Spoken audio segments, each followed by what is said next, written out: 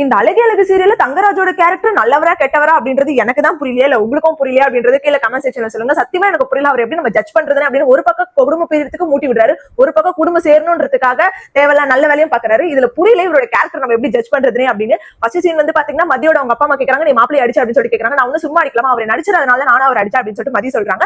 உடனே அவங்க அப்பா அம்மா பாக்குறாங்க. தங்கராஜ் ஷாக்கா பாக்குறாரு, பாத்துட்டு டே சுரேஷ் நீ மதி அடிச்சு அப்படின்னு சொல்லி கேக்குறாரு. ஆமா அடிச்சா அப்படின்னு சொல்லிட்டு நம்ம சுரேஷ் ஒத்துக்கிறாரு. உடனே தங்கராஜுக்கு அது ஒரு மாதிரி ஷாக் ஆகுது. உடனே அவங்க அம்மா சொல்றாங்க, ஏன் ஊர் உலகத்துல யாருமே புருஷன் அடிச்சதே கிடையாதா, அப்ப பொண்டாட்டி அடிச்சதே கிடையாது, இப்படி பண்றா இவ ஓவரா அப்படின்னு. நீ ஏமா மதி அடிச்சு அப்படின்னு. நான் அடிச்சா என்ன திரும்பி அடுக்கதான் செய்வேன், யாரா இருந்தாலும் சரி. அப்பா நீங்க என்ன எப்படி வளர்த்தீங்க, நீங்க என்ன இந்த மாதிரியா பண்ணீங்க, நான் தப்பு பண்ண நீங்க என்ன கேட்பீங்க, பட் ஆனா அடிக்கலாம் மாட்டீங்க, ஆனா இவரை நடிச்சா நான் திரும்ப அடிச்சா அப்படின்னு சொல்லிட்டு சொன்னா. அவங்க அம்மா மாப்பிள்ள அடிச்சதுனால அவர் அடிச்சாரு அப்படின்னு சொல்லிட்டு சொன்னேன். என்ன நீங்க ஓவரா பேசிட்டு இருக்கீங்க, இந்த மாதிரி பொண்ணு உங்க குடும்பத்துக்கு தேவை கிடையாது, உங்க பொண்ணு நீங்க எங்க கூட்டிட்டு போயிட்டே இருங்க அப்படின்னு. மதியோட அப்பா ஃபர்ஸ்ட் டைம் பாத்தீங்கன்னா மதிக்காக சப்போர்ட் பண்ணி நின்னுக்காரு. என் பொண்ணு ஒண்ணு அப்படி இங்க இருக்கணும்னு அவசியம் கிடையாது, நீங்க இப்பயே என் பொண்ணு அனுப்புங்க நான் கூட்டிட்டு போயிடுறேன் அப்படின்னு சொல்லிட்டு சொன்ன உடனே மதிக்கு அது ஒரு மாதிரி ஷாக் ஆயிடுது. நமக்காக நம்ம அப்பா ஸ்டாண்ட் எடுத்திருக்காரு அப்படின்னு சொல்லிட்டு மதி ஒரு மாதிரி அப்படியே ஷாக்கா பாக்குறாங்க அவங்க அப்பாவை. அவங்க அப்பா அப்படி சொன்னது மதிக்கு மட்டும் இல்லாம குடும்பத்துக்கே அதிர்ச்சி ஆகுது. ஏன்னா எப்பவுமே மதிக்கு தான் வந்து சப்போர்ட் பண்ணுவாரு. ஃபர்ஸ்ட் டைம் பாத்தீங்கன்னா அவங்க அப்பாக்கு வந்து மதிக்கு சப்போர்ட் பண்ணதை பார்த்தா அவங்க குடும்பமே அதிர்ச்சி ஆகுது. அதுக்கப்புறம் பாத்தீங்கன்னா நம்ம தங்கராஜ் என்ன சொல்றாரு, குடும்பம் பிரிஞ்ச வேலைக்காகாது அப்படின்னு சொல்லிட்டு. அதெல்லாம் ஒண்ணும் கிடையாது, இந்த பிரச்சனை நம்ம எங்கேயும் முடிக்கலாம், யாரும் எங்கெல்லாம் போகலாம் தேவையில்லை அப்படின்னு சொல்லிட்டு சொல்றாங்க. என்ன சொல்றாங்க அப்படின்னு பாத்தீங்கன்னா தங்கராஜ் வந்துட்டு இது போல உங்க பொண்ணை வந்து மன்னிப்பு கேட்க சொல்லுங்க, மன்னிப்பு கேட்டு இந்த பிரச்சனை இதோட சுமூகமா முடிச்சிருங்க அப்படின்னு. நான் ஏன் மன்னிப்பு கேட்கணும், நான் ஒன்னும் தப்பெல்லாம் பண்ணல, அவரு தான் நடிச்சாரு, அவரும் மன்னிப்பு கேட்க சொல்லுங்க அப்படின்னு சொல்லிட்டு சொன்ன உடனே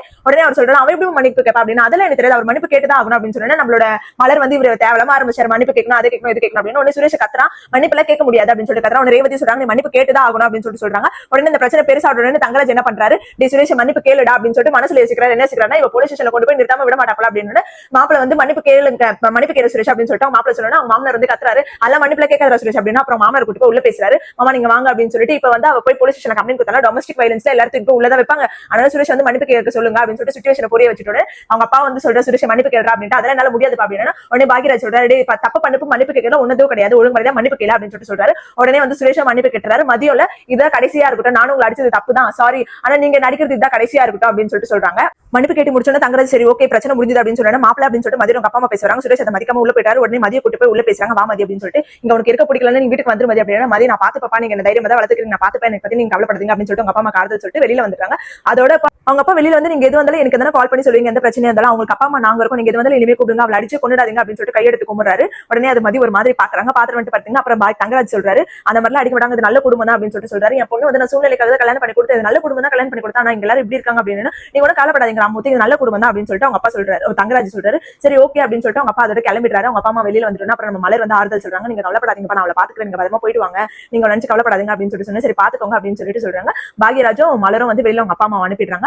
அட் த சேம் டைம் உள்ள வந்து பாத்தீங்கன்னா நம்மளோட ரேவதி தங்கராஜ் அவங்க அப்பா அம்மா 4 பேர் உட்காந்து என்ன பேசிட்டு இருக்காங்கன்னா, இந்த பொண்ணு அடக்கவே முடியாது போல, ஆல்ரெடி நிறைய அவமானப்பட்டோம், இன்னும் என்னெல்லாம் பண்ணிட்டு இருக்காங்க அப்படின்னு சொல்லிட்டு சொன்னா. அவங்க அப்பா அம்மா வந்து புத்திமதி சொல்லிட்டு போவாங்கன்னு பார்த்தா நமக்கே அறிவுரை சொல்லிட்டு போனாங்க அப்படின்னு. சுரேஷ் தானே அடிச்சான், அவனுக்கு நீ புத்திமதி சொன்னியா, அந்த பொண்ணு மட்டும் நீ குறை சொல்ற அப்படின்னு. உடனே நம்ம தங்கராஜ் சொல்றாரு, இது நம்ம குடும்பம் தானே ரேவதி, உங்க குடும்பத்தை சப்போர்ட் பண்ணாம அவங்களும் சப்போர்ட் பண்ணிட்டு இருக்காங்க அப்படின்னு. நியாய பக்கத்தை பேசணும் அப்படின்னு சொல்லிட்டு ரேவதி சொல்றாங்க. ரேவதி சொல்றது கரெக்ட் தான் அப்படின்னு தோணுது. அந்த குடும்பத்திலே ரேவதி கேரக்டர் எனக்கு ரொம்ப பிடிச்சிருக்கு, ரேவதி அண்ட் மலர் கேரக்டர். உங்களுக்கு யாரோட கேரக்டர் பிடிக்கும் அப்படின்றத கமெண்ட் செக்ஷன்ல சொல்லுங்க. அதுக்கு அடுத்து பாத்தீங்கன்னா அடுத்து ஒரு பிரச்சனை என்னன்னு பாத்தீங்கன்னா நம்மளோட மதியோட வேலை போனதுக்கு காரணம் வந்து தங்கராஜ். அது இன்னும் மதிக்கு தெரியாது. எனக்கு தெரிஞ்சு மதி வந்து போலீஸ் ஸ்டேஷன்ல கொண்டு போயிட்டு தங்கராஜ் உட்கார வைப்பாங்கன்னு எனக்கு தோணுது. உங்களுக்கு என்ன தோணுது அப்படின்றத கமெண்ட் செக்ஷன்ல சொல்லுங்க. வெயிட் பண்ணி பார்ப்போம். இந்த மாதிரி மோர் அப்படி கண்டிப்பா நம்ம சேனல் மறக்காம சப்ஸ்கிரைப் பண்ணிக்கோங்க.